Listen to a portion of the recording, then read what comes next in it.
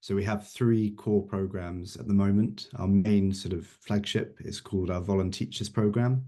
So we use technology just like this to stream teachers into classrooms around the world, mainly in English, maths, and science. So sort of core curriculum areas where there aren't specialist teachers. So we give them access to very qualified, very experienced teachers for free, basically. We also support the local teachers within the schools. So we did some work with professors at the University of Birmingham to support some of their own teacher training and professional development. And now we're looking to expand for various reasons, some practical, some just exciting, into our new program, which we call the Hubs program. And those will be sort of EqualEd bases on the ground, hopefully in Malawi by some point next year. And that will be an EqualEd space for students, for teachers, but also for community members. And they can come in and access free classes and resources on anything from English language to maybe accounting and bookkeeping or something like that. So the idea is that we don't just serve sort of children aged 7 to 18, we'll serve entire communities and the schools as well. And it does seem to be, with a new government, it seems to be a focus on inclusion at the moment. That seems to be a bit of a key word in what the media is talking about education. Is inclusion important in the schools that you visited?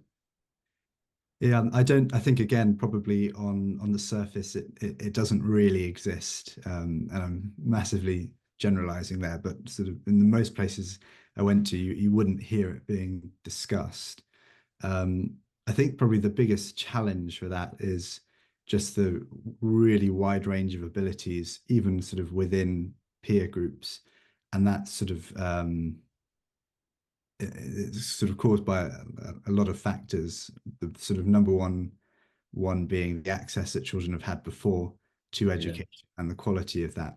So you might have a peer group, and I've seen them where you have a student who's sort of just talking about English, has a fantastic level of English, could do this interview, but others who sort of you can barely have a conversation with, and they're sort of sitting in the same English class.